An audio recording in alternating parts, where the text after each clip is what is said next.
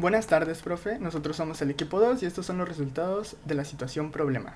El 4 de agosto de 2020 en Beirut ocurrió una de las peores tragedias ocurridas por errores humanos. Todo comenzó debido a un incendio en el puerto de Beirut, el cual se propagó hasta un almacén que contenía 2.750 toneladas de nitrato de amonio que fueron confiscadas de una embarcación que llegó al puerto el 21 de noviembre de 2003. Al alcanzar el almacén con el nitrato de amonio, se produjo una explosión que ocasionaría un sismo de 3.3 en la escala de Richter, dejando 7 fallecidos, 9 desaparecidos y 7.500 heridos. Gran parte de la ciudad quedó destruida. Miles de personas perdieron su patrimonio. Todo esto mientras el país está enfrentando una pandemia y una crisis global. El nitrato de amonio es una sustancia cristalina incolora y es muy soluble en agua. El nitrato de amonio sólido puede sufrir una descomposición explosiva cuando se calienta en un espacio confinado. Es por esto que se han impuesto regulaciones gubernamentales sobre su envío y su almacenamiento.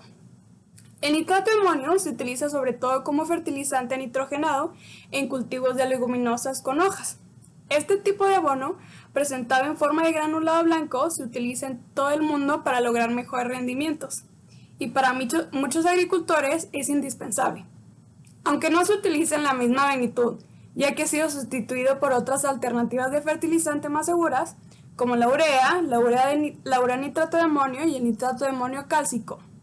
El nitrato de amonio también es utilizado para la fabricación de explosivos. Mezclado con trinitrolueno o pentrita se usa en la construcción, en minas y canteras. Existen otros usos menores para este compuesto químico, como combustible propulsor en la industria aeroespacial por sus propiedades oxidantes. Ahora, ¿qué enlaces se rompen y se forman al descomponerse el nitrato de amonio? El compuesto iónico NH4NO3 o nitrato de amonio se descompone en dos compuestos covalentes, el óxido nitroso y el agua. Los elementos que conforman estos compuestos son el nitrógeno, el hidrógeno y el oxígeno. Vamos a hablar un poco de estos. El nitrógeno posee una electronegatividad de 3, el hidrógeno de 2.1 y el oxígeno de 3.5. La configuración electrónica de los tres termina en el valor de 2p, excepto el hidrógeno, que solo tiene 1s1. Los electrones de valencia que tiene el nitrógeno son 5, el hidrógeno obviamente posee 1, y el oxígeno tiene 6 electrones de valencia. ¿Qué propiedades físicas tiene cada uno de estos compuestos? Ahora, ya hablamos suficiente del nitrato de amonio. Ahora vamos a hablar de los dos resultantes y sus propiedades físicas. El óxido nitroso es un gas volátil con un olor dulce, incoloro y ligeramente tóxico, que provoca alucinaciones y estado eufórico en la persona. Por lo tanto, ha sido utilizado como droga en algunos casos, pero mayormente para tratamientos dentales. Su estructura molecular es N2O y está formado por la unión de dos moléculas de nitrógeno y una de oxígeno. Químicamente es un gas estable, que no reacciona con otros elementos o compuestos. Y el segundo compuesto, el agua, creo que ya todos saben qué es. Poseyendo acción disolvente, conducción eléctrica, fuerza de cohesión entre sus moléculas, elevada fuerza de adhesión, capilaridad, tensión superficial, gran calor específico, etcétera, etcétera. Aparte de ser el líquido más importante en nuestras vidas. ¿De qué dependen todas estas propiedades?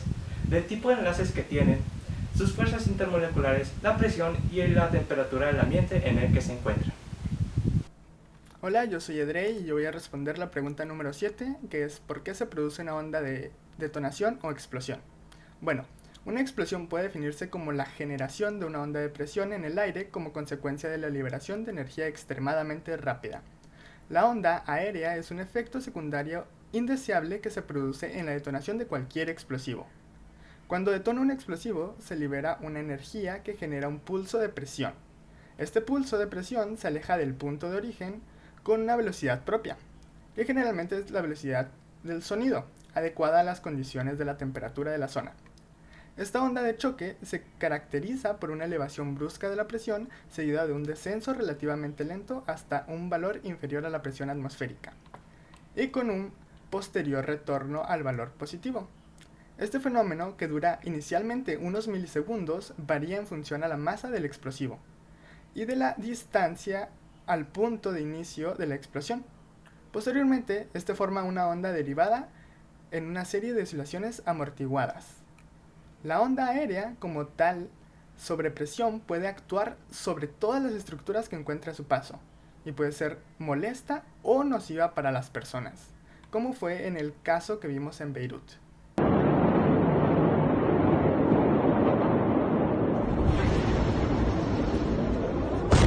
A lo largo de este proyecto nos hemos dado cuenta de las consecuencias del mal manejo del nitrato de amonio, por lo que es importante que cuando decidamos almacenar o manejar este material, llevemos a cabo las recomendaciones que nos indica el NFPA. Si bien este compuesto, hablando del nitrato de amonio, no está considerado como explosivo o inflamable, bajo ciertas condiciones puede presentarse esta situación en donde el nitrato de amonio reacciona y explota. Las condiciones que favorecen a que el nitrato de amonio se comporte de esta manera son el fuego, contaminantes externos, un pH ácido, que esté en estado líquido y que sea almacenado en grandes cantidades. Por esto es importante que al momento de almacenarlo sigamos las siguientes reglas, que son: debe ser almacenado en el exterior siempre que sea posible, y en caso de no ser posible, debe estar en una estructura especial que esté bien ventilada. Debe estar lejos de materiales combustibles o cualquier tipo de químico que pueda contaminarlo. Debe estar lejos de núcleos urbanos que puedan verse afectados en caso de explosión. Nunca se debe construir cerca de construcciones combustibles, entiéndase construcciones combustibles por gasolineras, refinerías, etc. Y es importante que siempre se sigan estos preceptos para minimizar los riesgos. Ahora, en cuanto al manejo, el nitrato de amonio también es altamente tóxico para los humanos, por lo que siempre que se trabaje con él se deben llevar a cabo medidas de seguridad, ya que el solo contacto con la piel puede causar irritación, ardor y quemazón. Otros síntomas por la exposición son uñas azuladas, piel azulada, insuficiencia cardíaca, insuficiencia respiratoria, bajo oxígeno en la sangre,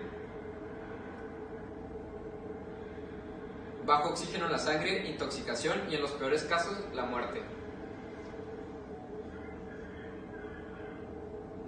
Llegamos a la conclusión de que para trabajar con este tipo de compuestos es necesario que las personas que trabajen con ellos tengan una fuerte responsabilidad social, ya que se deben seguir medidas muy rigurosas para que nada salga mal.